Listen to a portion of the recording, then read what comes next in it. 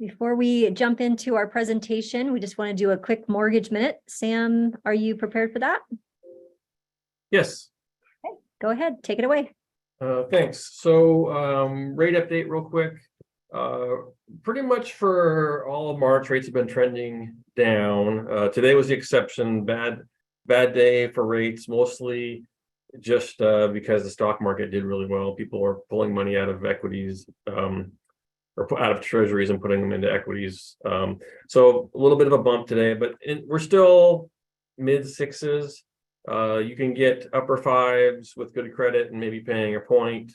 But in general, most people are going to probably be in the mid sixes. So still not fantastic, but still down from 7 at the peak.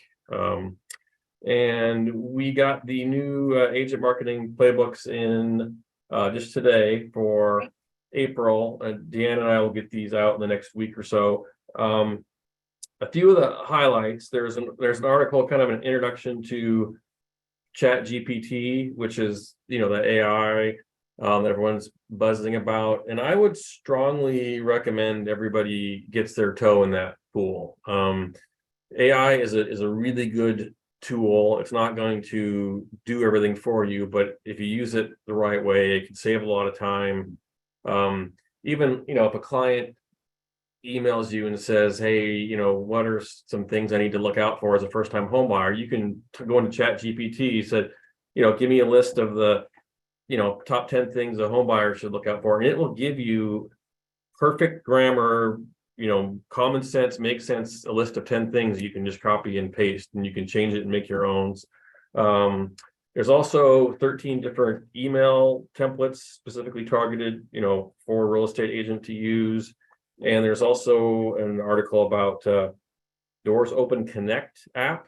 I've never used it, but it's a networking app, and you can never do enough networking in this industry. So a few good articles in there, and then there's also all the calendar stuff. So we'll get those out. Sounds like a good issue for sure. There's also some from last month. So if you missed last month's, I believe we have some extras in our Tukwila office. And I think maybe a few in Linwood. So if you want to pop over what Sam was talking about, we do have some more available. Super. Thank you, Sam, for taking the moment and giving us an update on the mortgages. We're going to talk tonight about the off-market opportunities. I don't know about you, but I've got Candace, I believe, on the phone right now. And, it's very busy in a lot of areas, and there's still a lack of inventory out there. And we're talking all over Washington, and we're also talking about Idaho too. So both states are seeing a lack of inventory, and we're going into spring market. So with a very volatile mortgage market going, up, down, interest rate all around. So we do have to discuss off-market transactions. That is an opportunity for many of you to have and produce some sales for your clients. So I'm going to give you a few tips tonight that you can maybe take away. Some of you are looking for the best letter. We're going to go over that tonight. Some of you are looking for maybe an idea, or maybe not wanting to break a rule or two. I don't know about you, but I don't want to be, go along thinking everything's fine and I just didn't understand the rules. So I want to kind of set the record straight on a few things. So that's what's in store for today. Candace, are you available to talk real quick and just give us an update on the market? *6 to unmute if you're there. If not, it's okay. We're going to jump in. This is a topic pretty consistently. If I look back in time, every year around February or March, we start getting a lot of people, a lot of real estate agents kind of waking up and saying, okay, I need to pull out some other types of transactions. Is this allowed? Can I do it? So we're going to see what we can open up here. Shannon, if you could go to the next slide. We're going to go fairly swiftly tonight, as I always do. Certainly, if you have questions, pop them in the chat. If you want to unmute your line or stop me, you're welcome to do so. But we are going to go through fairly rapidly through a few slides here tonight. So number one thing is Northwest MLS has pretty strict rules of compliance for their listing agreement. There is less rules when it comes to pre-marketing and coming soon over in Idaho, or actually even in Spokane. you'll notice that Northwest MLS is pretty strict about how they handle off-market situations. And so I want you to be very clued into rule number 2 and legal bulletin 198. I summarized it, so some of you don't have to read the entire bulletin tonight, but basically a listing, they define what a listing really is. The listing agreement in the Northwest MLS territory is any opportunity to represent a property owner to find a buyer. So you actually list the property on an MLS situation.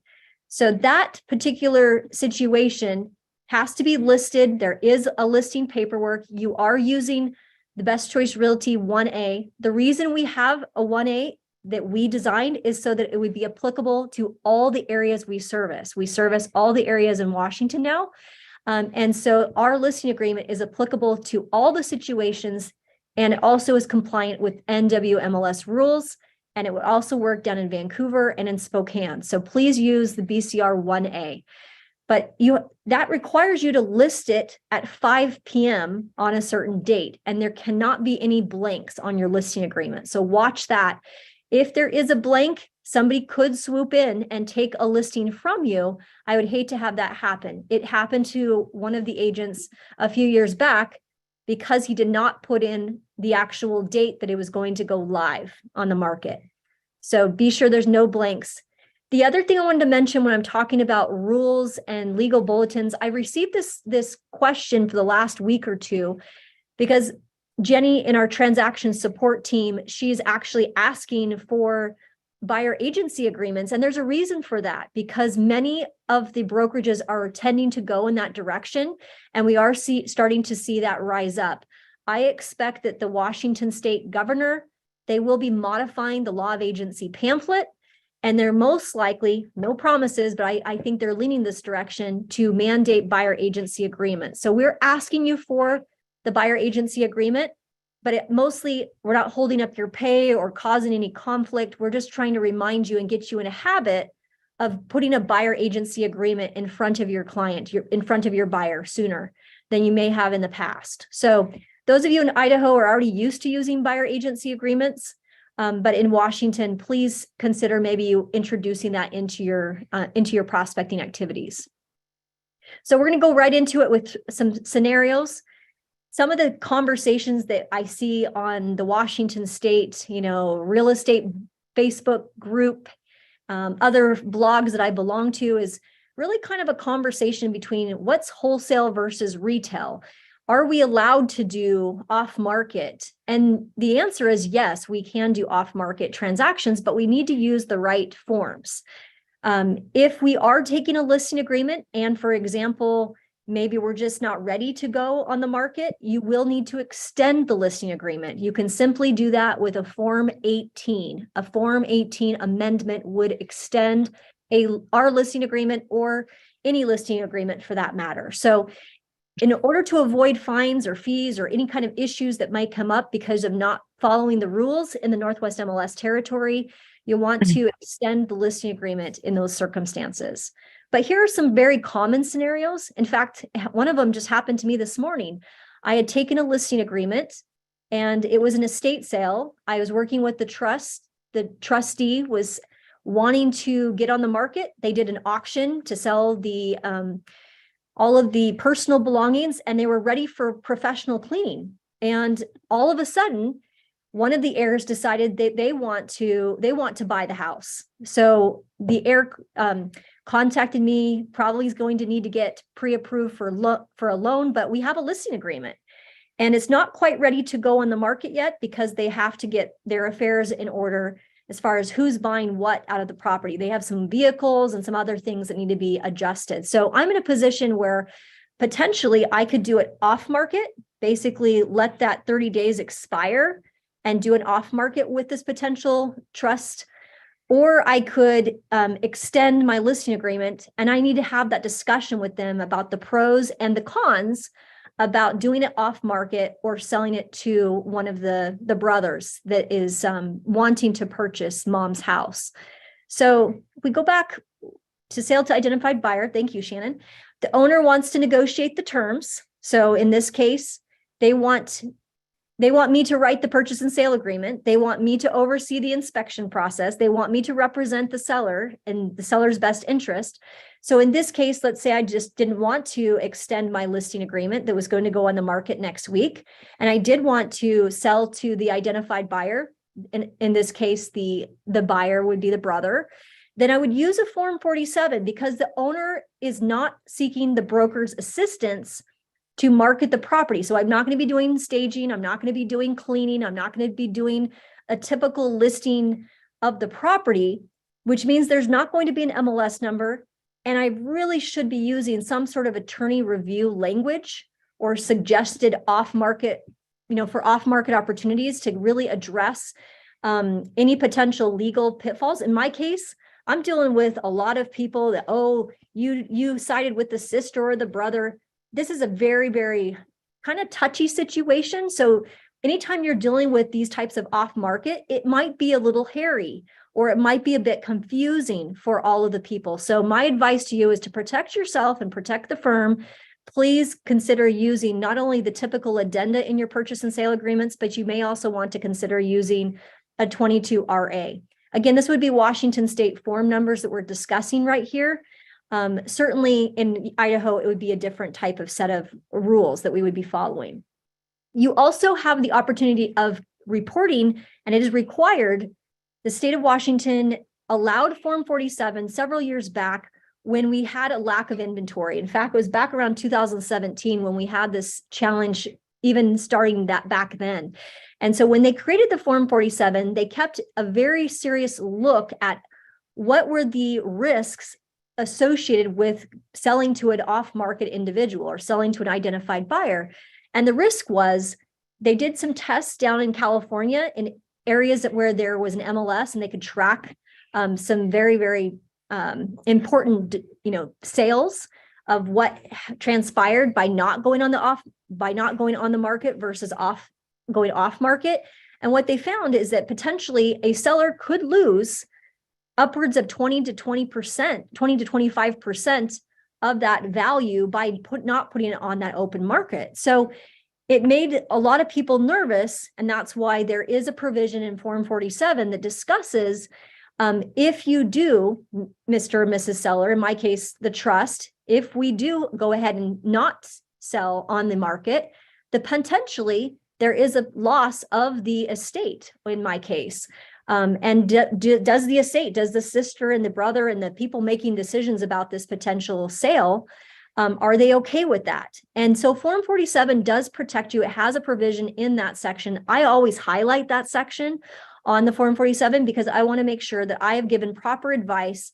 And I always, when I'm representing a buyer and a seller in an off-market situation, using a Form 47 and a normal purchase and sale agreement, I'm always using a 22RA, just because I don't want that claim like I'm siding with one person over another or a dual agency kind of situation. I want to make sure all the parties are in agreement with how this is going to go down. So don't forget to do the ULS because you do get credit for that sale. So if you maybe came from another brokerage that did not report, or maybe they took your sales from you, you actually get to claim those sales, and you just need to fill out a ULS and we'll remind you to do so. Let's go to the next slide, Shannon. Well, and before we switch over, I think it's important just to understand for a lot of newer agents, most of the circumstances where these pop up is when it's a family member. That's usually one of the number one ways that we see this scenario. And then the second highest one that we see is when a landlord is selling the property to a tenant or a family member or something like that, or a friend. So keep that in mind. Oftentimes they know each other, they're talking to each other. And so with that in mind, that's why the attorney review is so important, is to give them an opportunity to seek counsel. Okay, very good. So keep in mind that there's a lot of words out there where I think they're misused, a lot of blogs, a lot of where they say, can you just simply write up my purchase and sale agreement? Can you facilitate the transaction? Be very careful about facilitation and that word facilitation, because in the state of Washington, you have agency duties.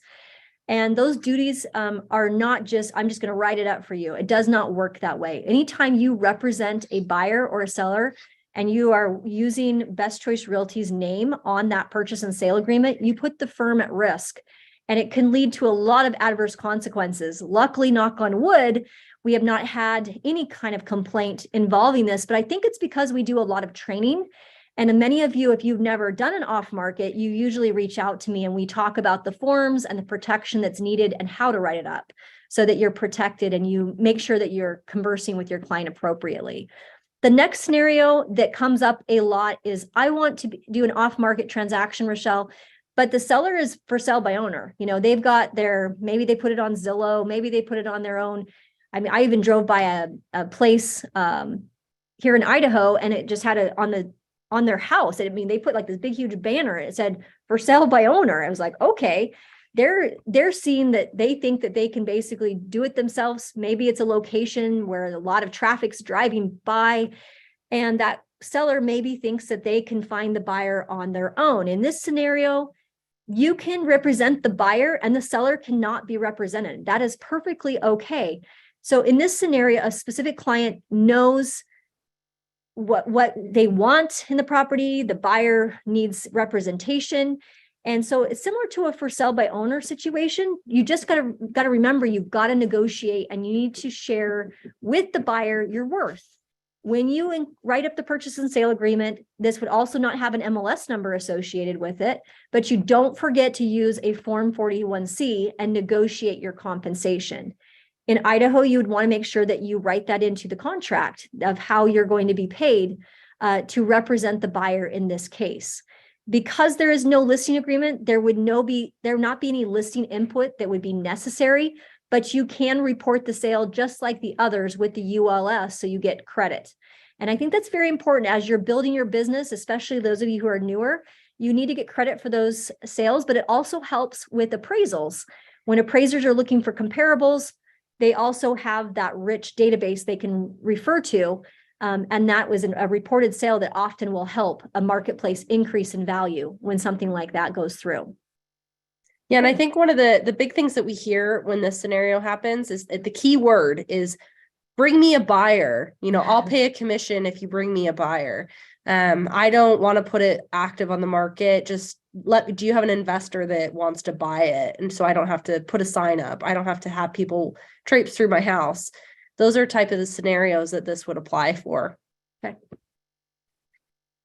Okay, so I told you guys we get to prospecting letters, which I think are super, super needed right now. I don't know about you, but if I have somebody looking for a house in Renton in that $600,000 to $700,000 range, slim pickings. You know, if you're looking for 3-bedroom, 2-bath, move-in ready, you know, new kitchen, the whole 9 yards. So it's very, very tough right now. And that's just an example of one pocketed area where we're seeing multiple offers. We're seeing multiple offers in a lot of areas. I was hoping Candace could slip in. Hopefully she could maybe give us an update. Are you there, Candace? Okay, so what we'll do is we'll share with you that in Pierce County, for example, she did a search and she said that there was so many pending transactions and then there was not a lot of new listings coming in. So what that means is that if you had a buyer, and let's say they lost out in a multiple offer situation, but you knew they wanted to be in a certain neighborhood, you may want to go ahead and send out either a prospecting letter or you may want to send out the magic letter. What you see here on the screen is for homeowners. It's a prospecting letter that's basically talking to the seller in such a way where the National Association of Realtors says there's currently a 1.7 month supply of inventory. Again, you can modify this. You can even go locally and say Northwest MLS says in Bonnie Lake, for example, there's only a 0.7 month supply of available homes, which means it's a seller's market. We're going into the spring market with a seller's market. And that is far below the 6-month supply that many experts deem as normal. So I think that's important to note. So it gives them some factual information. What you might want to do with this prospecting letter is take a picture of it real quick or maybe snap it and then make it your own. Add some personal touch to it. I'm sharing this information with you because inventory in the Bonnie Lake area is low, and I'm hearing from agents and prospective buyers that they just can't find what they're looking for. If you thought about selling, please give me a call. So the prospecting letter is meant to kind of drill out some prospective seller, somebody that's maybe looking to sell. So some of you may want to consider doing this in an area where there is some low inventory, where you have a buyer, to see if you can pick up some listings. It's a very good letter that I've used even in the past. Variations of this I've seen even come to my own personal residence. But again, postcards, letters, the like, they all do work. You just need to figure out your target audience of where that needs to be sent to. This is in essence a magic letter. It's used for buyers. If you do have a buyer who's pre-approved, the more you can insert here to make it look real, the better it's going to be on your response. I personally have put pictures of my clients. I have attached their pre-approval letters. I have included their names, their dogs' names, you name it. I have done quite a bit in order to get that seller to engage. Essentially, what you're saying here is that I'm currently helping my clients, Shannon Hall and Mac, look for a home, specifically in the Edgewood area. Insert your client's name, explain the reason. Essentially, you're writing a love letter to that seller. And none of what we've seen in the marketplace, in fact, we keep getting bid out. We have looked at homes currently for sale in their price range, and none of them quite fit what my client is looking for. In an attempt to find other opportunities, we thought we would contact homeowners in the blank area who may be thinking about selling either now or in the future. We are a full service real estate firm, and this letter is a sincere attempt to find a home for Shannon and Mac Hall. If you are interested in selling, please contact me to set up a no obligation appointment to determine if your home could be the right fit for you. So again, I kept the compensation out of this because I wanted to allow you guys, depending on how you run your business. I have seen some of these magic letters suggest compensation. You know, you can save on the selling or you can save thousands. I've seen people write that. If it sounds too gimmicky, be careful of that. This again is very professional and it does do the trick. So you may want to contemplate how you write this. Maybe you want to do Chat GPT and see what other magic letters you can find. But you're essentially trying to send a letter to a homeowner to see if they will engage with you off market. Completely legal. And this would be for, especially if you have a client that is looking for something incredibly specific, or you're in an area that it is very inventory challenged. So, I mean, if the inventory is low, this is something you can use. And frankly, the best return is the more clear you are and the more authentic it looks. So if you truly have a buyer, be legitimate about it. Yeah. You legitimately have a buyer that's looking in that area. Don't try to fake it. Awesome. And again, if you want to use the letterhead, that's very helpful. You can download our letterhead right off of our website. bestchoicerealtyhomes.com, and you can easily download that, and we'll have these templated as well so that you guys can download that. So we'll do that tonight. And Allison made a good point. So whenever you're doing any sort of mail campaign, whether it's postcards or mailing like this, there is a this one got cut off on the bottom. Usually it's in the footer of a letter, but you'll have if this property is already listed, this is not a solicitation basically of their offerings. If you're needing that language, just let Rochelle, me, Candace know. We can send it right back to you real quick if you don't have it handy. If your house is currently listed, this is not an attempt to solicit your business. That's essentially what it is. It's one sentence saying something like that. And that really is something that needs to go out, not only in Washington, but also in Idaho. There is a rule for that in Idaho. So this is the third scenario where the listing date maybe is more than 30 days out. So you have taken a listing in the Northwest MLS territory. Please be careful, because I know some people are not happy with how well Best Choice Realty is doing in Northwest MLS territory. And we are taking more listings. We are doing more sales. We are doing off market. What I don't want to have happen is you've taken a listing and then you are out there trolling for buyers before go time. And if you do that, it is a fine of several $1,000s, and I'm not the one paying those fines. And luckily, we have never had to pay those fines. I just don't want to have you guys incur additional fees because you're not playing by the rules. So the purpose of the listing agreement, R1A, BCR 1A, you do need to put a listing date on. If you're going to want to extend that, you're going to want to use a Form 18 to extend the 1A. But that happens a lot. A lot of people are kind of over they think that they're going to be ready to go and say, I want to list in the springtime before the kids get out of school. I start to hear that kind of stuff. Go ahead and get their listing agreement and get them signed to do the listing. The stats prove that you can make more money by going on the open market than by doing off market. So if they're in that kind of camp, just be sure that you take the listing, put the date out 30 days out. And if you need to, don't market it. Don't put it on social media. Don't try to get a head start by trying to find a buyer for that property. If it's going cancel, if the listing cancels, like in my case, it's going to be canceled here in the next 3 days, then I can do off market. But certainly you can't be posting, and sending letters out and things like that, saying I have this buyer, I have this listing I'm going to be putting up in 2 weeks. You can't be even announcing it at meetings. So you got to be very careful. Especially on social media. Yeah. I've seen stuff. I know there's a lot of investor pages that are out there. But if you've got a listing, do not put an address on anything. That is how you can get in hot water very, very fast. So don't post anything on social media until after that property has gone active on the market. And this pertains to specifically areas in the Northwest MLS territory. Okay. Very good. And that was basically Rule 2. Let's go into the actual document if you could, Shannon. Do we have the document ready or we just need to open to questions? Let's open up to some questions. So well, before we do that, accommodating property owners. So think about these things on the screen here. Many property owners are looking to you for guidance because you're the professional. So some of those type of conversations are surrounding confidentiality, how many people they want coming through their property. Sometimes after COVID, they just don't want the security of having, people coming through and having it on the open market. I had an instance, and I've told this story before. I feel like I'm a broken record sometimes, but where I had a superintendent I work with, and he didn't want the school district knowing that he was retiring. And so that was an example of something I did several years ago, which was off market.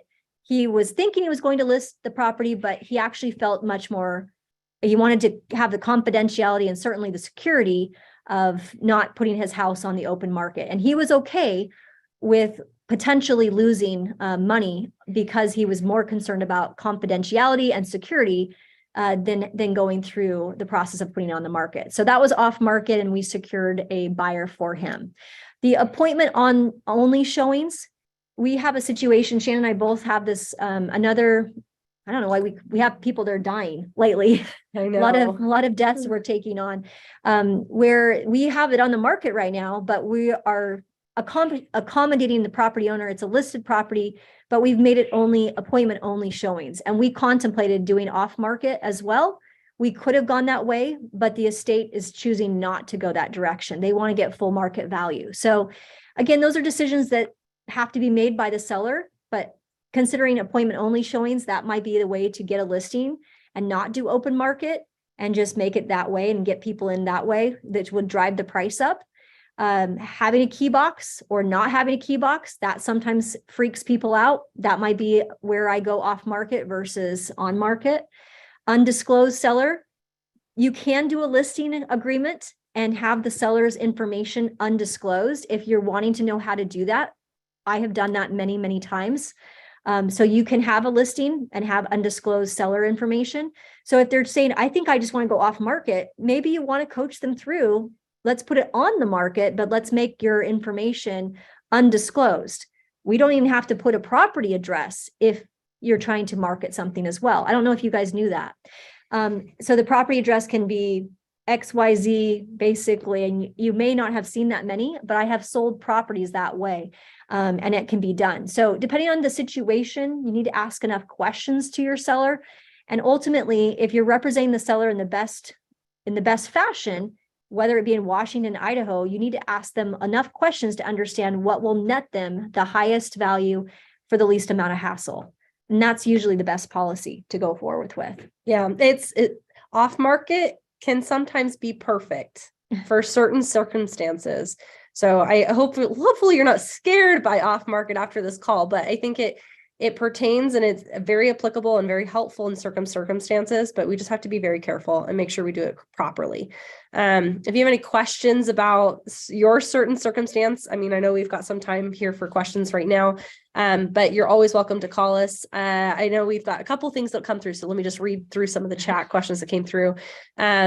So one of the questions is, can we post on social media photos of staging, etc., but no address of the home, not yet on the market? You gotta be very careful, Anne. Yeah. So can we post on social media photos of staging? I have seen people, take a picture of an interior. Again, if you have a 1A that's signed by the seller, in essence, you are violating the listing agreement by doing so.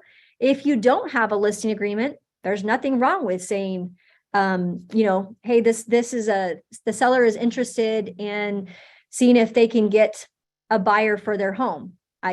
There is no listing agreement. And if you post photos of their home, in essence, you could be trying to connect the dots. But again, that would be a Form 47. You'd have to put a name on that Form 47. It does require a name of an identified buyer. So essentially, you can try to go that route, but be very careful. No address can be posted if you're working Northwest MLS territory, and be careful on how you're posting it. The intention of the post, I think, is really what it comes down to. If you're trying to solicit buyers or you're trying to solicit sellers, the intention of the post is what I would actually want to see to make sure that would be compliant. Posting ads for an estate sale. Yeah, we had another question. Can we post ads for an estate sale for a house that will be listed if we don't say the house will be for sale soon? So this, again, it goes exactly to, do you have a listing agreement? If you do, then you might want to be careful about that. You're just trying to help the seller. If you have, it's a no-go in Northwest MLS territory. You cannot do it. If you have a 1A, you cannot post the home on social media. It specifically says that in the listing agreement. If you don't have a listing agreement, I think she's meaning garage sale specifically. I think that's what she's actually garage referring sale? to. Yeah. So you're trying to help the seller okay, post a garage sale. I mean, that's not like you're trying to sell the house. So I don't think that would be a that's violation. not a problem. Yeah. No, it's not a problem at all. Okay.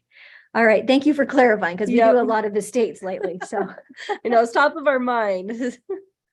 All right. Any other questions? Oh yeah, we got another one. So can we purchase an assignment? Thanks, Jason. Can we purchase as assignment contract and then list the property for sale? I see a lot of investors doing this where they negotiate a deal on the home and then list it for more. There is a rise in assumptions right now. Hey, you're not the only one that's been seeing that, Jason. Yes. I mean, legally, that's kind of an interesting thing. If you read the actual listing contract, assignments, it would be like a Form 47 with an assignment, I think is maybe what you're suggesting, where it's assigned to a buyer. You have a buyer in mind, and it says and or assigns on the 47. I guess I need some more clarity. Yeah. I see a lot of people do that. They, their agents and their teams are going out and getting off-market properties, writing an offer on it with the seller, and then they're creating their own email blast list with like, hey, here's off-market properties, we'll sell it for this with this assignment. Yeah, we've got to be careful in that. I know that the Northwest MLS is looking at some of those, Jason, and legal. It's just like, you got to be careful on how you're promoting it.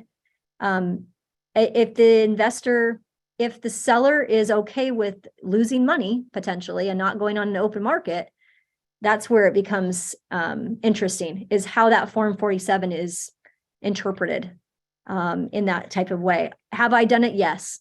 I mean, so the assignment on the 47, in order for me to work with that superintendent, I had to go and add 5 different buyers. And then we ended up just doing an assignment because I blasted it out to all the builders I knew, right, for this particular opportunity.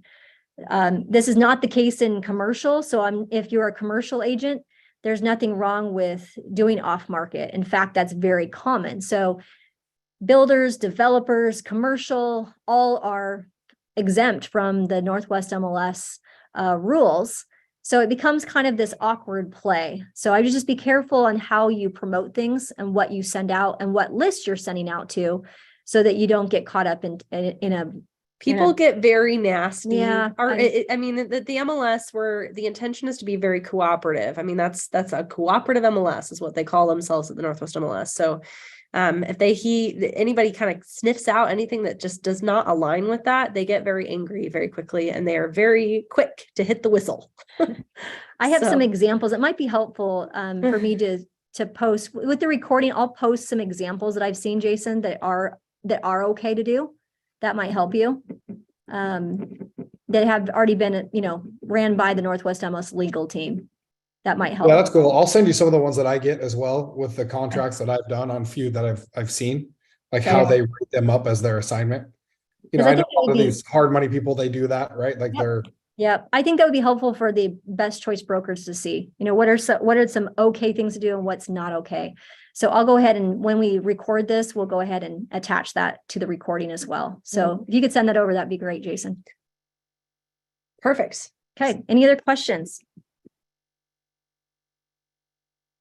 All right. If you haven't, it's the property for sale. Yeah. So another question, what is the intention of the MLS trying to help agents find success in a tough market, or punitive nature? Really not convinced of their talk point. Yeah, I know it's a tough market right now. People are thinking that it's still, it's sellers are willing to accept lower prices. I mean, we're seeing multiple offers in many areas. So, yeah, I mean, the intention is to be cooperative. They're going to continue to hold that point for forever. Yeah. I wish I had better news for you, Deanna, there.